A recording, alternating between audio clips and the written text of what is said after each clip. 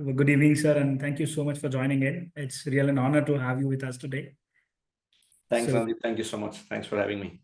thank you, sir. And moving ahead, a very good evening, future leaders, ladies and gentlemen, respected faculty, valued students, and esteemed guests. A warm welcome to another enlightening episode of GIBS IRE Talks Series. I'm Professor Sandeep Bansali, and it's my pleasure to host today's IRE Talk. Building a billion-dollar business or a unicorn requires more than just a groundbreaking idea. It's about driving sustainable growth, fostering innovation, and creating a resilient organizational culture. In Blueprint to Unicorn, scaling business from zero to billion, we explore the strategies and the frameworks that turn our ambition vision into a transformative enterprises. This session offers an actionable insights on identifying the scalable opportunities, leveraging the technology, building high-performance team, and navigating the market shifts. Whether you are a startup founder, entrepreneur, or a business leader, discover practical tools to accelerate growth, secure investments, and create an impactful business that thrives in the long run. So before we get into the topic, let me delve into a little bit about GIBS. So GIBS Business School is in Bangalore. We are an exclusive business school promoted and driven by the IM alumni, offering top-tier education in the business world. Currently, we provide two flagship programs, the BBA from Bangalore University and AICTE-approved PGDM. These courses are meticulously designed to equip the students with the necessary skills and knowledge to thrive into the business world. Our curriculum blends into the theoretical learning with a practical application, guided by the experienced faculty and the industry experts. With state-of-art facility, corporate partnership, and a strong placement cell, GIBS ensures students are well prepared for the professional journeys. So to just discuss a little bit about what IRE Talks is all about, IRE Talks is an initiative, GIBS IRE Talks is an initiative of GIBS Business School dedicated to enhance student skills in innovation, research, and entrepreneurship. These talks provide a platform for students to interact with industry leaders, successful entrepreneurs, and the academic experts. The IRE framework encourages students to develop an innovative ideas, conduct significant research, and embark on entrepreneurial ventures. Through these engagements, students gain insights, build professional networks, and boost their confidence, preparing them to excel in the careers and make an impactful contribution in the world of business. And to speak about our today's keynote speaker, we are really very, very excited to introduce Dr. Raghavendra, a global acclaimed entrepreneur, investor, as well as a branding expert, recognized as a Forbes top social media influencer and Economic Times top 100 business thinker. Dr. Raghavendra has also advised world leaders and Fortune 500 companies, a Harvard Business School alumnus, as well as a United Nations Digital Evangelist. He founded the world's first outcome-based branding agency, redefining marketing excellence. His innovative insights and leadership continue to inspire organizations worldwide. Let's have a big round of applause virtually to welcome Dr. Raghavendra as he shares the transformative strategies for scaling the business and creating an impactful and business-ready brands. So, sir, over to you. And thank you so much once again for joining in. Over to you, sir. Thank you. Thank you so much, Sandeep. Thanks for the kind words and introduction. And thanks to the GIBS Business School. You guys are doing great work in bringing entrepreneurs to come in and talk about their experiences and share, what they have done and how they have built companies. It's my honor to end my year 2024 talking about a little bit of what I have done and sharing my, wisdom with the fellow budding entrepreneurs. I'm sure we have, hidden nuggets and gems in the audience. We have people who are building startups. We have people who are already built and wanting to scale. So very happy to talk to all of you and tell, how this whole startup journey looks like. So let's get started. So what I will do is I will probably spend about 5-10 minutes talking about journey. What a startup journey is and how startups are built and how a unicorn is built. Because when I was doing my first startup, my second startup, I thought building a unicorn is probably an impossible task to achieve and scale. And then I'll talk about, I wouldn't say template, but a theme on how you build a company that scales to $1 billion in size, and yet stay in great form of health, stay mentally stable, and then also enjoy the life and journey on the way. So that's the goal and focus of the talk today. I first want to correct the perception of, what is unicorn, right? People, most of us know unicorn in our startup world, the definition is a company with a market cap of more than $1 billion. I think, according to me, the definition is a lot more than just $1 billion company. Unicorn is something that you build that has, insane value to people, to the consumers, a company that delivers a significant change in the way businesses are done today, a company where the founders, the team enjoy doing what they do, and most importantly, unicorn is something that will make this world a better place. If we are doing all of this, if there is a tick mark to everything, then I feel you have built a successful unicorn. Just building a company which is worth $1 billion by getting burnt out, by losing your health, and probably doing it at cost of happiness, I don't think probably is a great way to do it. So with that, I would love to share a quick thought and PPT. I have made few slides where we talk about how we were able to build and scale. So for benefit of audience, I'm the co-founder of Zeebu. Zeebu is world's largest on-chain settlement platform for telecom carriers. And as of today, we have done over $5 billion of transaction on our platform, and we are valued at a market cap of $1.8 billion. We are three founders, me, Keshav, and Raj, my two other co-founders, and we've been building this, and it has been an exciting journey. It's been little over 2 years now, 2.5 years. What I have done is I have loved what we were doing. So it never felt that we were building something, we were scaling something. It was all like a play, and we enjoyed the whole process, and the outcome was a unicorn. So that's why I'm very happy, and I continue to share the experience and continue to share with people that are inclined on building something. And I feel all of us are very fortunate. I know probably there are some audience who have joined from outside of India. While I live and we are headquartered in Dubai, but I feel we are all fortunate to be born, to be exposed to India as a nation, because I feel a country of 1 billion plus people has immense opportunity and immense potential to offer so many things. Think about it like this: you come up with, don't even do an invention, you come up with a soap which is much better than the ones in the market, and half the country buys it, and you make only half a dollar or $1 in margin, you will still make $1 billion. That's how fortunate we are to be in the right place at the right time. And now I'm sure all of there are a lot of reports that are published. VCs are looking forward to invest in promising ideas. When I did my first startup, which was probably about 9-10 years ago, access to capital was such a big deal. I mean, it used to be a Herculean task to go out and get funding.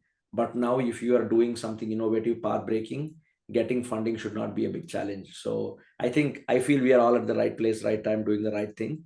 And it should definitely be a much easier task to build a large, massive organization.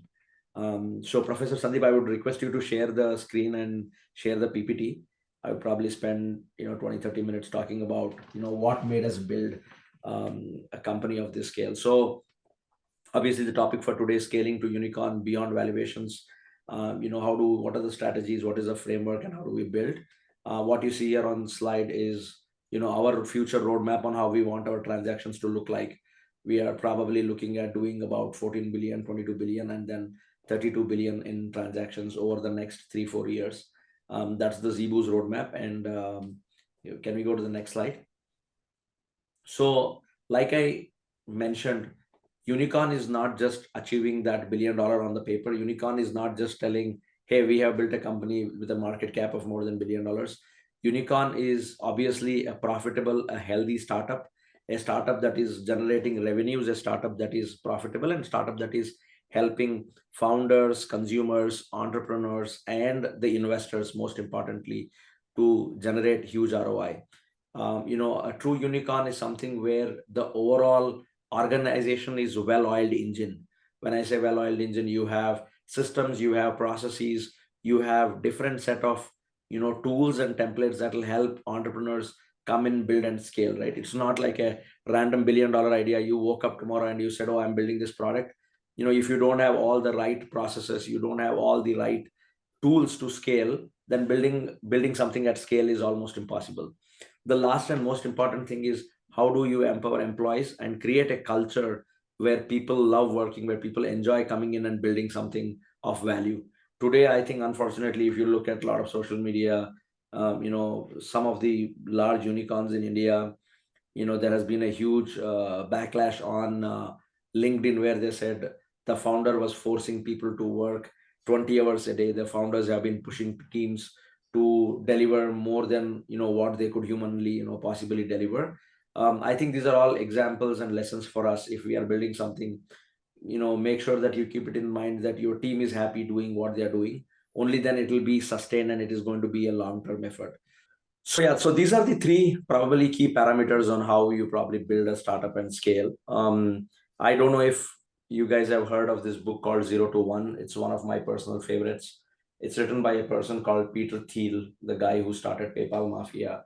The PayPal Mafia includes, Reid Hoffman, the founder of LinkedIn, Elon Musk, Peter Thiel, and a lot of these guys who build some of the phenomenal companies and organizations.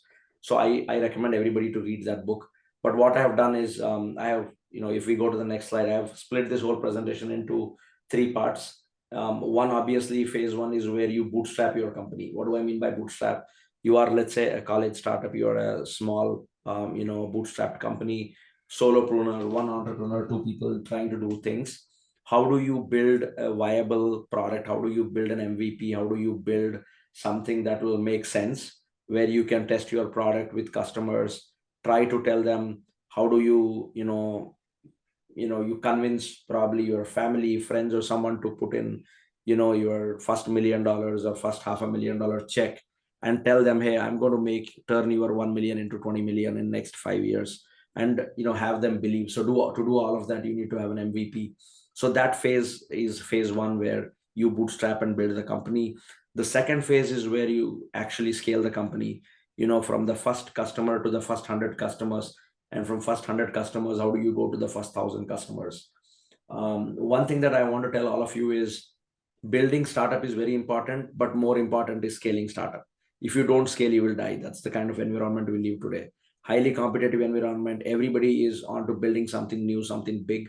Unless you have built something of massive scale, and unless you have the power, the ambition to grow to billions.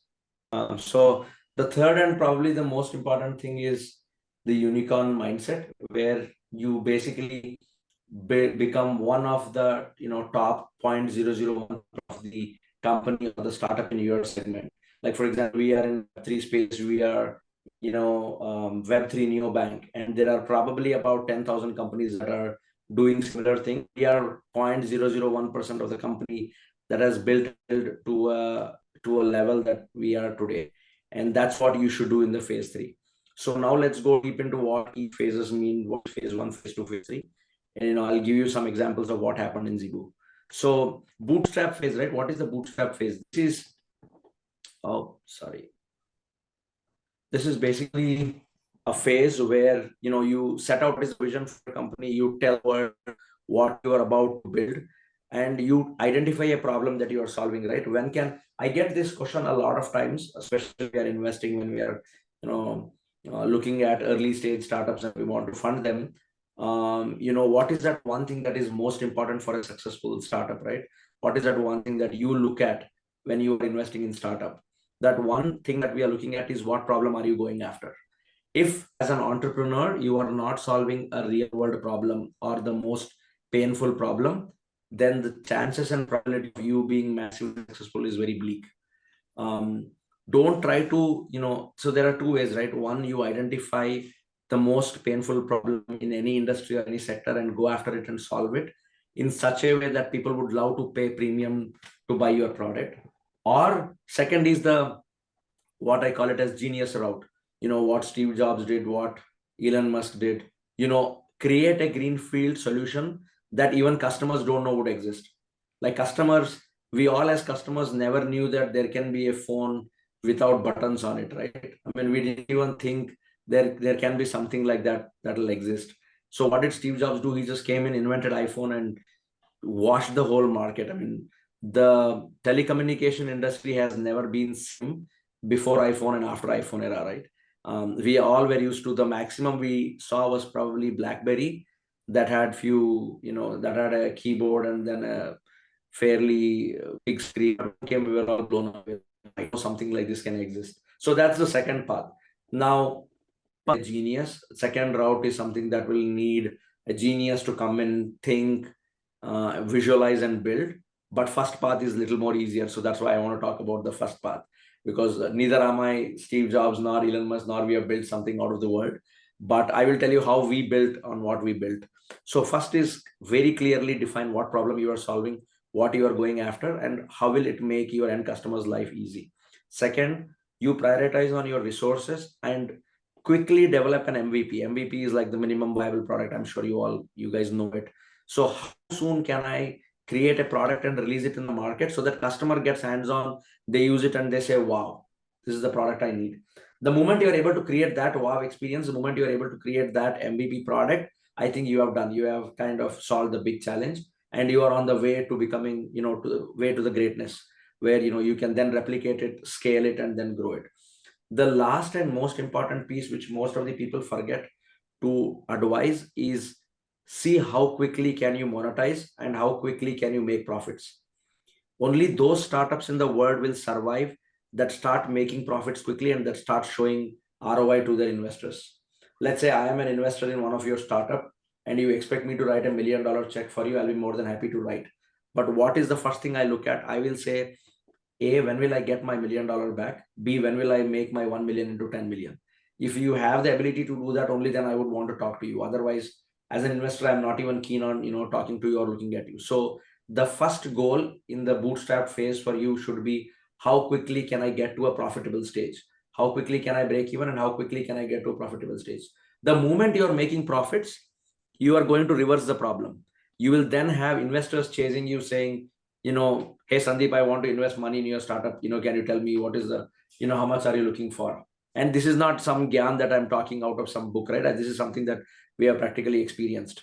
When we started the journey at Zeebu, till we came up with our MVP, it was the other way around. We used to go to investors, do the pitch, tell them this is what we are building, this is what we are doing. Why don't you invest in us? Now it is the other way around. We keep getting a lot of inbound inquiries saying, hey, we are so and so fund. We want to put like $100 million. Are you guys looking at raising money? If you are, then at what round and what valuation? So the ideal goal is to get to that stage where investors knock your door and say, hi, I want to put money in your company. So the beauty of building a startup, right, is in how lean are you keeping your execution, right? Imagine you want to build a product, or you want to build an electric car. You will not be able to build an electric car with 200 people starting working in your factory on day one, right? To do that, either you should be really wealthy, as an individual, or you should have done and exited so many startups that investors will just write a blank based on your PPT. Trust me, in real world, nobody will invest money based on your PPT. The most important thing you need is a minimum viable product and MVP. So what you need to do is, how can you build something with very handful of resources? Can you build a product with probably 2 or 3 developers and 1 or 2 testers? You build an app, you probably launch an MVP, have your college colleagues, your friends, your family try it. You building an MVP is the most important first step. And when you do that, then boss, you have hit the right nail. And once you do that, then it is about scaling the whole, the process of scaling comes in. How do I make my app more robust? How do I kind of, build a much more scalable product? So for that to happen, you need, a set of loyal friends. I mean, for me, or for Professor Sandeep or anybody, if you ask which is the best period of their life, they will always say it was my college life. The time where you hang out with your friends, you go have chai ban maska, you spend a lot of time talking about movies, politics, and how the country should operate, how it should not, what is the decision that PM should be taking and what we should not. We have all done it, right? And it's probably the favorite part for anybody's life. So the guys who sit around with you doing that, right? जो लोग तुम्हारे साथ बैठ के ये सब गप्पे मारते हैं, that, oh boss, Modi ji should have done this, then would have been great. We are so blessed to have a prime minister like Modi ji, but we all feel that अरे इसको ऐसा नहीं ऐसा करना चाहिए था. So those 5-6 people who are sitting with you doing all this chit chat will be your first customers and will be your scapegoats. I mean to say scapegoats in a nice way. तुम्हारा product कोई और नहीं खरीदेगा. Because if you go out and tell boss, I'm building the next Zepto, I'm building the next Swiggy, use my app and go order your food, they will say, boss, get lost. I don't want to take risk trying some stupid app, right? But you go and tell these guys, they will say, hey, to apna dost hai, chalo, we'll try. So first focus, bring those handful of customers who trust you and then who will start using your product, and then they'll give you feedback. Ki ye sala tera button, matlab, why did you put red button? It looks so ugly. I mean, trust me, these are the feedbacks that will change your product. I mean, this is what we did. When we started getting feedback, we took it very seriously. People will tell you, ye button theek nahi hai, वहां पे वो लोगो अच्छा नहीं है, यहाँ पे मतलब this animation is not good. Improve so much that your people, your friends will start loving the product. Once that happens, then you are A, solving problem, B, you have made a beautiful UI, 3, you have made a product that is working. Then you start going outside your network. Then you say, okay, how can I reach out to my college alumni staff? How do I go back to Professor Sandeep and tell him, boss, in your next batch, sir, can you please request all the students to download my app and try it?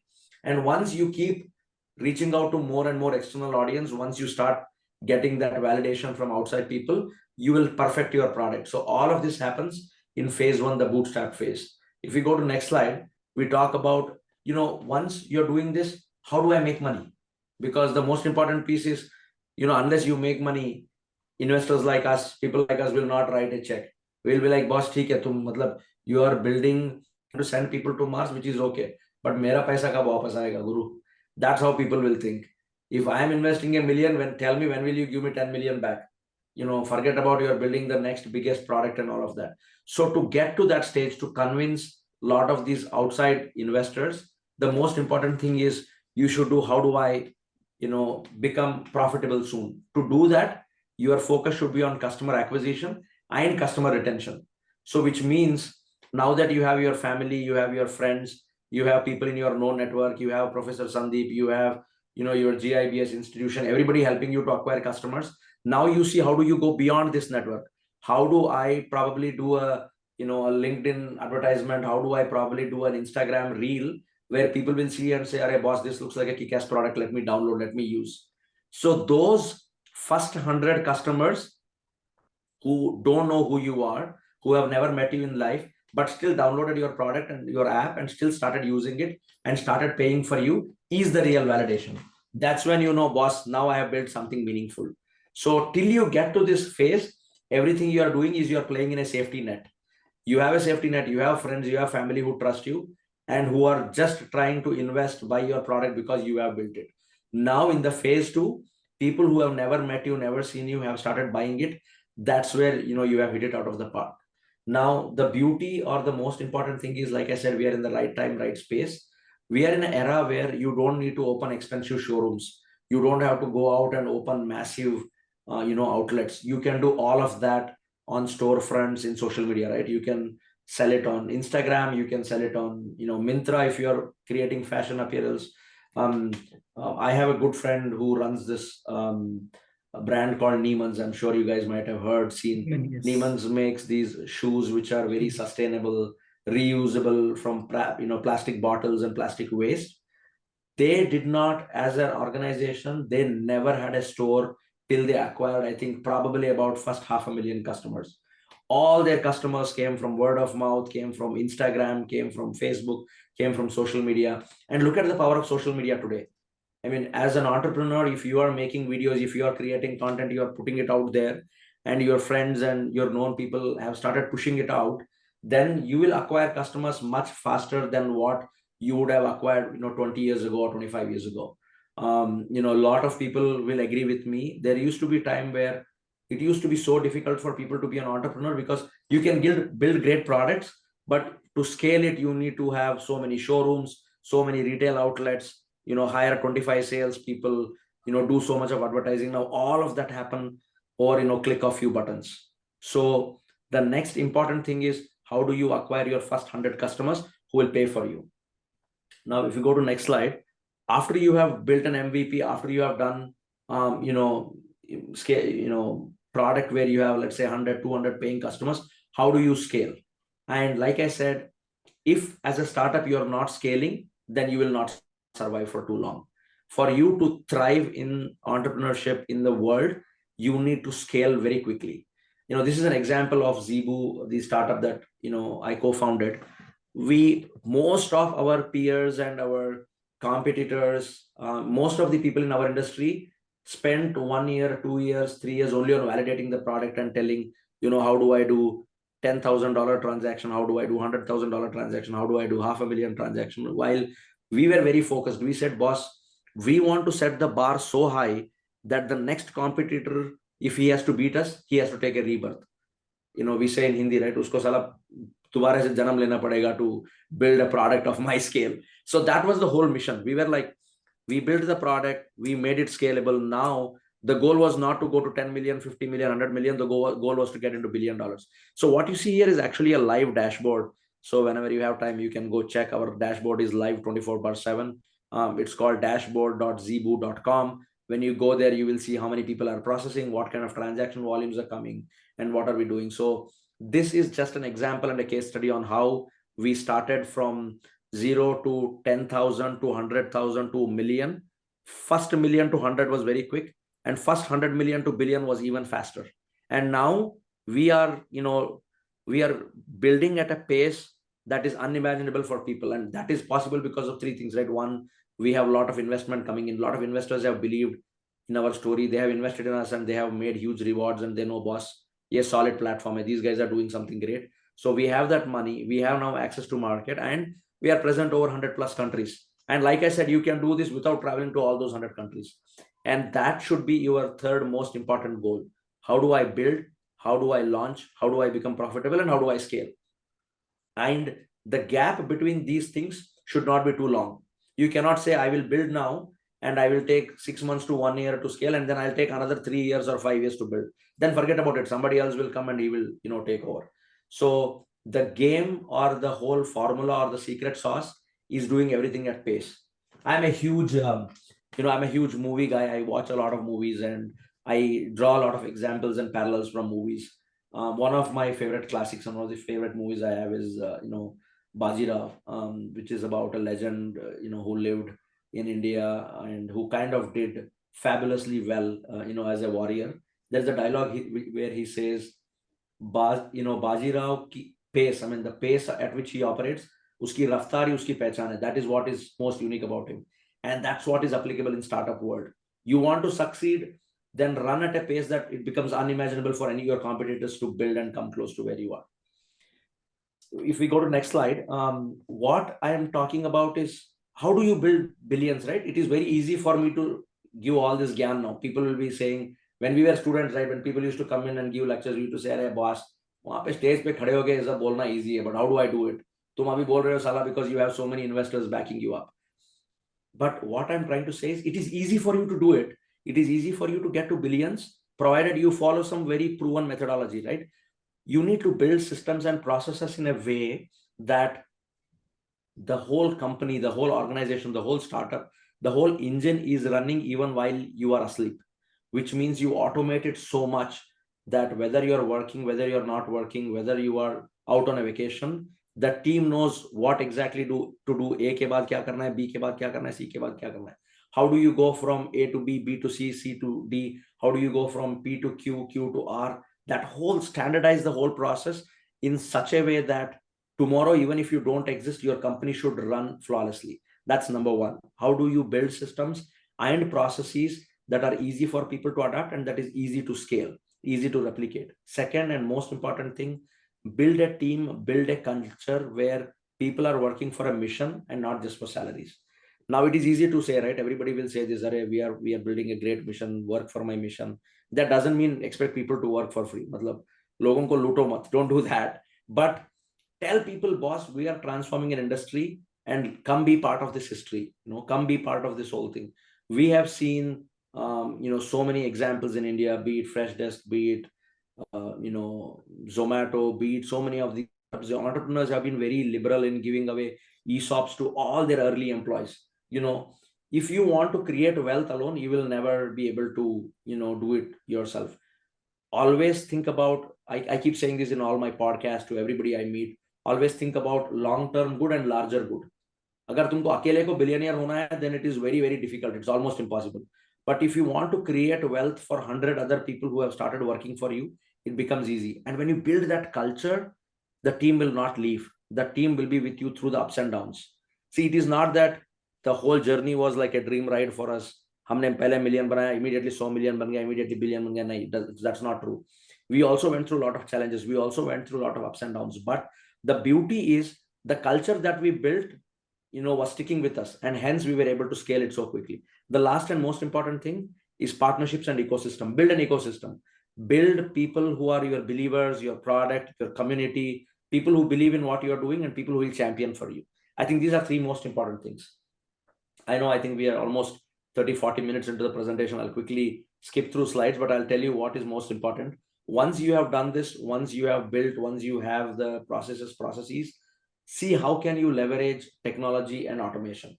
Today, we are so blessed that, you have AI, you have LLMs, you have low code, no code platforms, which means you will be probably you're studying BBA, you're doing your MBA, you have no idea about how to write a program, no problem. There are a lot of platforms where you just go and type plain English. मुझको एक dating app बनाना है, and in this dating app, I want to make sure that people are able to log in, they are able to filter by their location, they are able to meet and greet new people, they're able to connect, they are able to meet over a coffee, and they're able to create login, they are able to pay me for subscription. You type all of this description, boom, AI will generate the code for you and your app is ready. You don't have to hire 25 engineers, 50 engineers. So the smartness is in how do you leverage the technology and how do you leverage automation. That is the most important thing. The second most important thing is how do you make your system very, very efficient and do all of this with conjusi, right? While, use the baniya wala dimag. Don't try to throw a lot of money where you can save cost. Even today, being a unicorn, being a $1 billion plus market cap company, if we are able to save anywhere, we save. We don't mindlessly spend money because it is valuable, right? End of the day, it is my investors' money, my customers' money, my team's money, people who have had trust in us, they have put that money, and I have no rights to go and spend it in a random way. So make sure that whatever you are doing, you are having cost efficiency, in your mind. I'm not saying don't spend, but spend with an ROI in the mind. Where, what ROI will this generate, and then start spending it. Next slide. So once you have done all of this, make sure that you have identified your top 100 loyal, people of armies or katapas or whatever you want to call it, right? Who is your technology head, and what are the top 10 tech guys who can give life for this mission? Like, again, I said, nothing in life is a one-way street. If they should, if they want to commit to your company, to your startup with life, you should also commit that you will make them wealthy, you will make them rich, take care of their family, and they don't have to worry about anything else. So once you do that, focus on how can you build and scale this kind of team. Now, again, as an organization, you cannot expect everybody who comes in to become your loyalist and stay with you for life. That doesn't happen. So very clearly have two buckets. One bucket is list of people who will stay with you, stick through thick and thin of the journey, and will work with you throughout your entire course of your organization. Second is these high-end professionals who will come in, roll up their sleeves, help you fix, help you build, do all of that, and they will move on to their next gig, which is okay. So you need to have both of them. Both are very important, but make sure that you have very clear category and very clear segmentation on who are your loyalists and who are your people who are professionals coming in, building, and just heading out. So that you need to identify. Next, Professor Sandeep, we have 5 more minutes to go through slides and then take questions. Perfect. Partnership and ecosystem, most important, especially if you are talking about a Web3, especially if you are talking about companies that are building in crypto space, Web3 space, banking space. A lot of them today, even if you are building a shoe company or making a makeup factory, whatever, the most important thing that you need is community of believers, community of buyers. And how do you build it? That's the most important thing you need to know. Let's say you are building a shampoo, or you're building a moisturizer, and you want to launch it. You need to have a solid distribution network and plan. How will you sell it on Myntra? What will you do if Myntra fails? Where will you sell it? How will you get it to retailers? How will you get it to distributor? Who is going to be your master distributor? Who are probably the top 10 people in India who can trust you, buy your product, and push it in the market? So build that entire ecosystem for business. Business can never happen in a standalone fashion. We are all social animals. We live in social environment. So is the business. So are startups. If you want to be successful, you will need 10 other companies to partner with. You will need probably a development company to develop software for you. You will need a distribution company to do distribution for you. You'll probably need a logistics company to do the last mile delivery for you. So identify that and build that ecosystem. Today at Zeebu, we are extremely proud because we have our community, which is probably close to 1 million plus users, where we are all active on Telegram, on WhatsApp, on Twitter, on all the social handles. Because by building those loyalists, now we know that we have those set of audience, those buyers who believe in us and who are promoting us. So as a startup founder, this is most important hack. How do you build your ecosystem that will help you scale? Once you have done all that, you come to the last phase of bootstrap phase: raise, retain, and focus. Most important, how quickly can you raise funds? You should raise funds never for survival. You should raise funds for market validation and for scaling. If you are building a startup and you are raising capital to run the payrolls and to pay salary to employees, then you know that you are on a path to disaster. Then you know that you are failing, because if you are not even able to generate revenues to pay salaries, there is no way that you will become a unicorn or you will build $100 million in profit. So if you want to build a very, very profitable organization, first build a company, a product that is able to generate revenue that is enough for you to pay all the salaries, do the payrolls, run everything. And then to scale, you need to go and raise money. Let's say you have done all of that. Now you want to go to 10 other countries.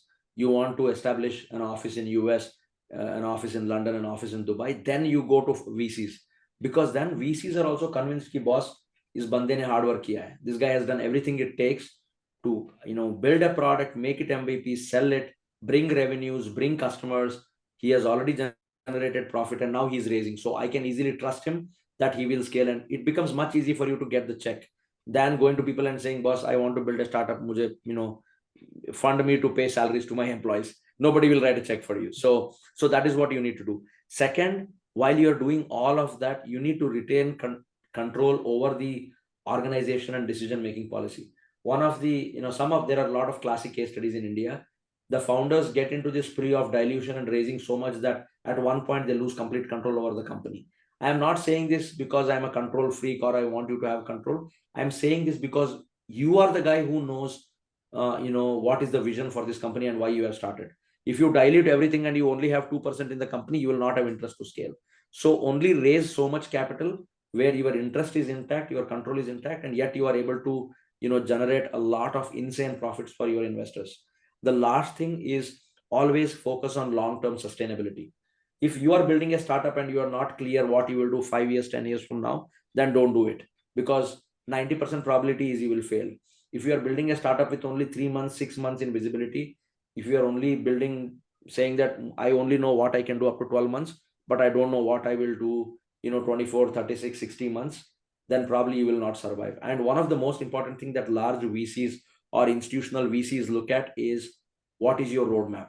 What does your company look like 24 months from now, 36 months from now, 48 months from now, 60 months from now?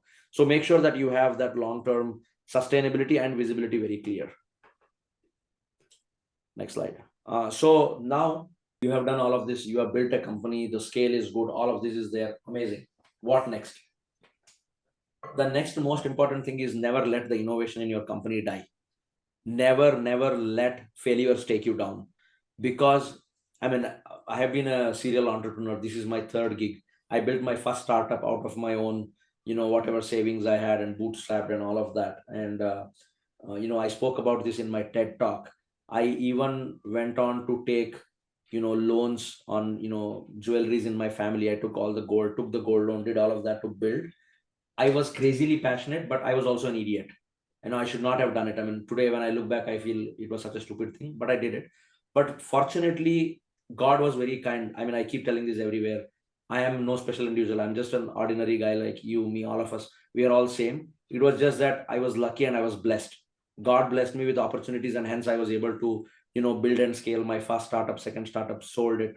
But while we are doing this, I have faced failures a number of times. I failed initially to acquire customers. I failed to do fundraising. I failed. But when you fail, the beauty is not, in failing and giving up. The beauty is in failing and rising and then again trying and trying. So you keep trying, and then you will make sure that at some point you will hit the jackpot.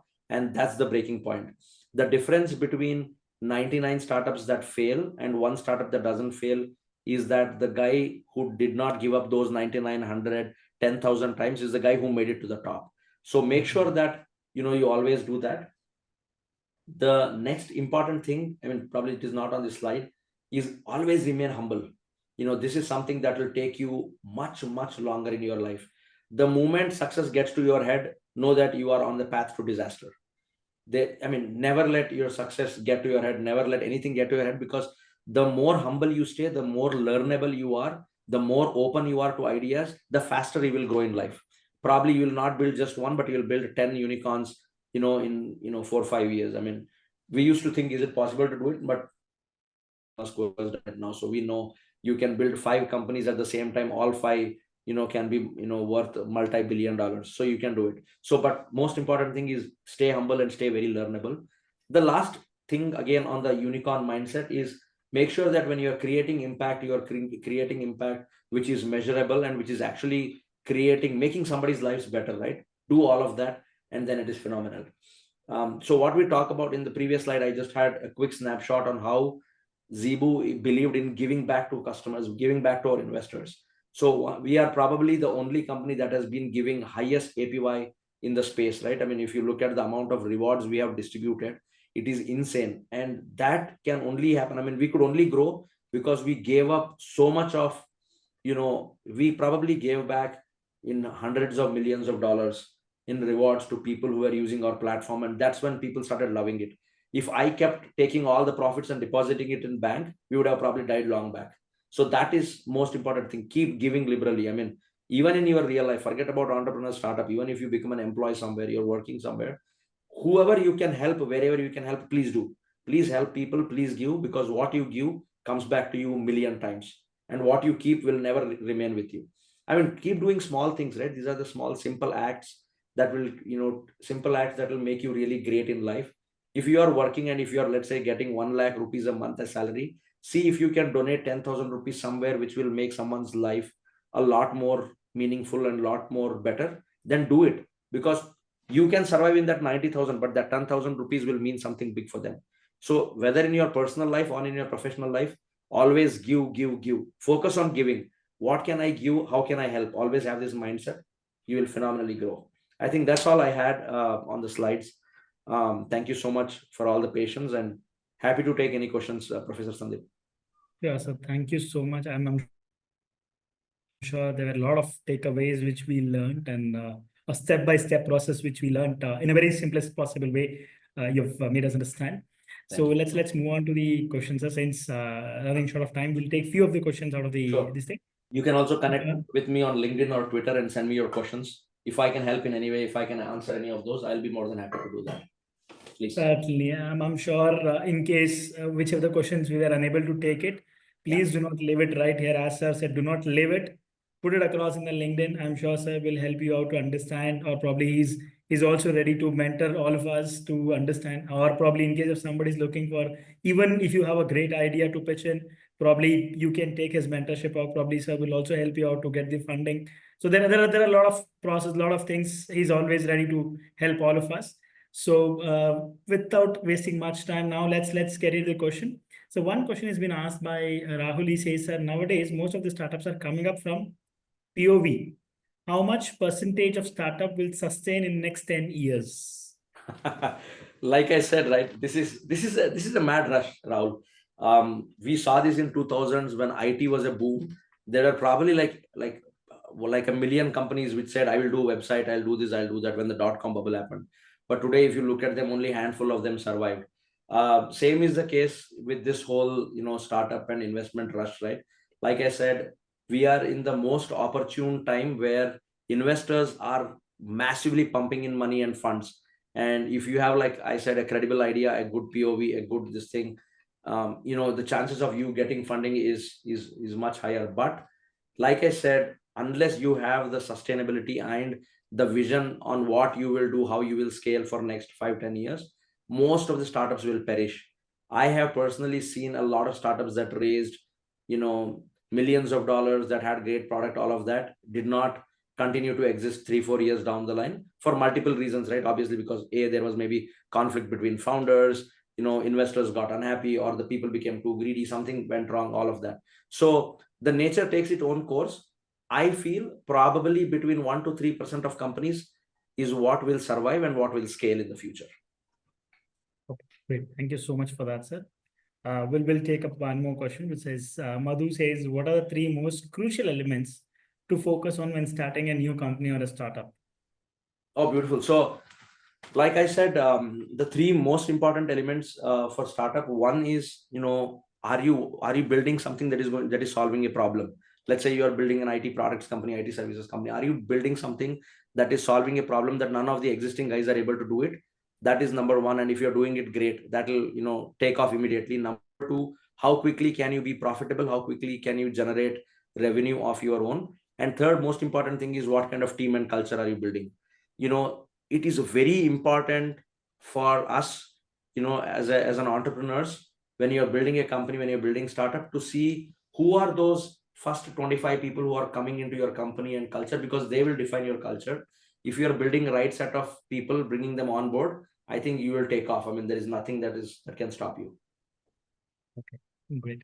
So the next question has been asked by Krishna. He says, how will you be able to raise 25 million in pre-sales funding? Can you describe in detail?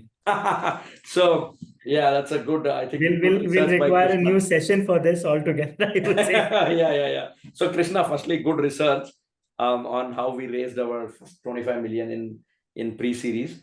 We were fortunate for three reasons. One, obviously, like I said, we already had MVP and we knew what market we are going after. B, we also had an industry or a segment that was very, very focused, where we know nobody is trying to attempt to solve that problem for telecom carriers. We went after it. The third most important thing is, our anchor investor was also a telecom carrier, world's second largest telecom carrier. They understood the problem well. They knew the solution is going to help, and they were more convinced than us that this is going to make profits. So that's why we were able to raise such a big number in our pre-seed round. But please don't take this as an ideal scenario. It is very hard to raise 25 million in early pre-stage. We were lucky. We were blessed. Great. So let's take up my last question for the evening, sir.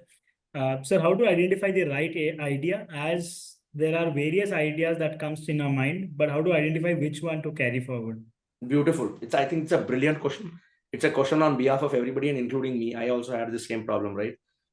Two things. One, when you have an idea, start refining it. Let's say you want to start the next Netflix, right? Great. See, first of all, don't have any limit in dreaming. You can dream that I want to send people to Mars. Good, do it. Because every idea before it came into existence was somebody's dream or somebody's thought, right? We never knew that human beings can fly between continents till the Wright brothers invented aeroplane, right? We never knew that you can go to Mars till people started building spaceships. So no idea is a bad idea. But the beauty is, once you have the idea, start meditating on it. Start thinking, how do I break this down? Okay, you want to build the next biggest Netflix streaming platform. TK. What does it need? How will you get your content? How will you make sure that you stream in 500 countries? What is the next step? What is it? So when you start drilling down on an idea at 7th or 8th step, either you will feel, oh, this is stupid, I cannot do it. Or you will feel, oh, this is not something that I will love doing it. Or you will feel, okay, this is what I want to nail. The moment you have nailed your idea from a 10,000 feet, a dream statement, to how will I make it into a company, breaking it into 50 steps, you will by then be convinced on what you want to do. I probably have dabbled and built and failed, I think probably about some 30, 40 ideas before we nailed on one idea and made it a big startup. So there is no harm. Keep experimenting, keep trying, keep failing, unless, don't stop till you build something of a mammoth scale. So every idea is a good idea. Please experiment with everything, and please try to build and scale on every idea. And Trisha, in case if you still need some more information, we have Sir with us. So to help us to understand much better. Happy to help. Yeah. All right, sir. Thank you so much for that. I'm sure all the viewers today who've been a part of this IRE session would have got a lot of insights about starting a $0 to billion unicorn. So I'm sure this is the first step, which we always try to help all our viewers to understand, that nothing is small or big. It is always just a matter of your mindset. So if your mind is set, things are all by default, it's going to be set. Right. Absolutely. So thank you so much. Heartfelt gratitude on behalf of the entire GIBS family, sir, for taking and being with all of us and making us understand. Dear viewers, in case if you want some more interesting facts, if you want any assistance, if you want mentoring, if you want, probably you have an idea to connect, or you're looking forward for funding, please do connect Dr. Raghavendra sir on LinkedIn. Probably he'll be able to help you out, and I'm sure looking forward to grow. Each one of us, as sir said, don't grow alone. Let the entire ecosystem grow. So hoping for that. And I would love to thank each and every participant who have been today, being so generous and actively participating in the entire IRE through a lot of questions and things. So thank you so much once again. Thank you, Raghavendra sir, for joining us. Thank you, Sandeep. Thanks a lot. I think it was a great way to end the year, sharing my experience and knowledge. I think I wish every single listener here a very happy new year in advance. And I truly hope that a lot of brilliant startups come out of this forum. Like I said, I mean, if there are only three things, if you have to remember from today's session, remember these three things. Number one, always think of larger good and long-term good. Automatically good will happen to you. Number two, always count on your blessings. Always believe in blessings. I'm telling you, there is somebody up there who is sitting and watching, and God has written something beautiful for all of us. So there is always something good will happen with your life. Just make sure that you are honest to your mission and keep doing good things and right things. Number three, never fear failure, because unless you fail 100 times, you will not know what a success would really taste like. So these are probably three important takeaways. Once again, GIBS team and Professor Sandeep, thank you so much for bringing me here and hosting me amongst these 100 entrepreneurs. It was such a pleasure talking to all of you. Happy New Year, and I really wish good for each one of you here on this call. Thank you. Thank you so much, sir. We Thanks always believe in gratitude, attitude of gratitude. So the same goes right here. Thank you so much, and wishing you a happy new year coming ahead. And all the participants are wishing you a very, very happy new year on behalf of the entire GIBS family. Thank you so much for joining in, sir. Thank you.